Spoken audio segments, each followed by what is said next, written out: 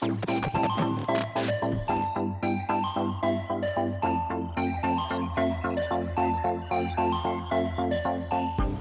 Leaderboarders, this is Alex from Subtext Coffee in Toronto, Ontario, and welcome to our roastery.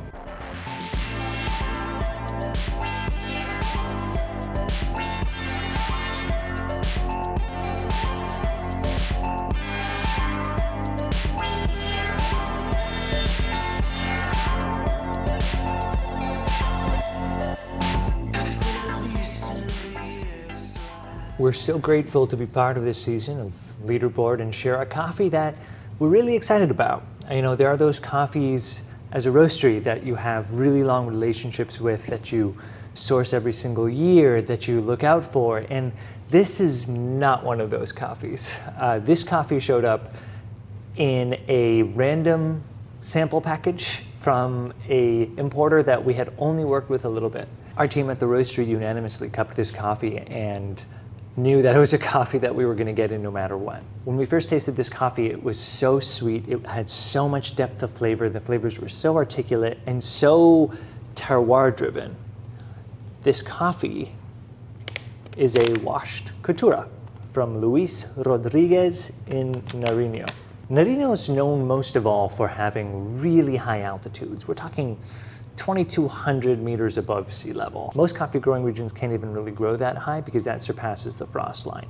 But because of some of the warm air coming in off of the Pacific, Nariño can. The result is coffees that have such phenolic ripeness that their flavor complexity is accentuated alongside their sweetness and acidity, or the combination of which we generally call juiciness. Now let's talk about Caturra. Caturra is a mutation of Bourbon. It was found in Brazil in the 1900s. It was planted in Colombia, and it's thought that almost half of the varietal representation of Colombia was Caturra. However, around the mid-2000s, the Colombian government subsidized the tear out of a lot of Caturra plants and replacing them with Castillo, because Caturra is very amenable to disease infestation, where Castillo is a much more hardy plant. So, less Caturra in Colombia now. Luis, thankfully, is still planting 100% Caturra, and this microlot is one of the byproducts of it.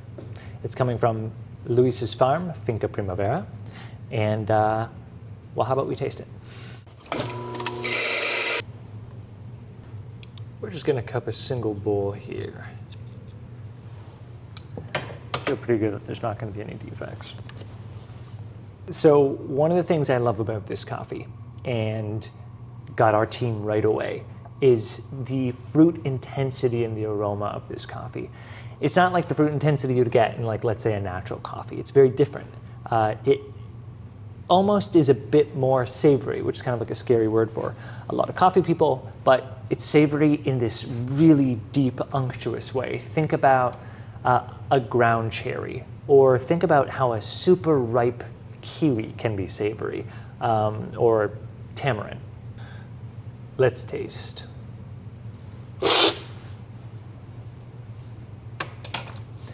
This coffee has so much body, so much upfront intensity that lingers and persists for a really long time.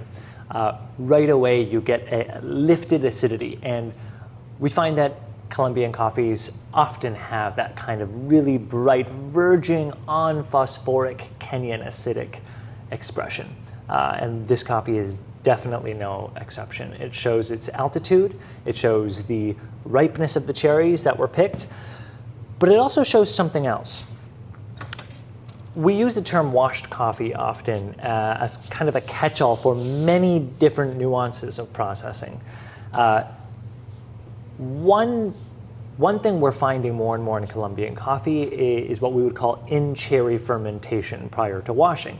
So instead of pulping the coffee, picking the coffee, taking the skin off, putting it in a tank and letting the microbiology do its work to break down the mucilage, many producers in Colombia over the last 3 to 5 years are fermenting in cherry before that process. And what that does is increase the fruit intensity of the coffee. And we've confirmed that, in fact, this is how this coffee was processed, with a fermentation in cherry prior to depulping. and fermenting in tank to break down the remaining mucilage. And that is one of the reasons why, in addition to being really highly grown and in addition to being picked extremely ripe, this coffee has so much fruit intensity to it.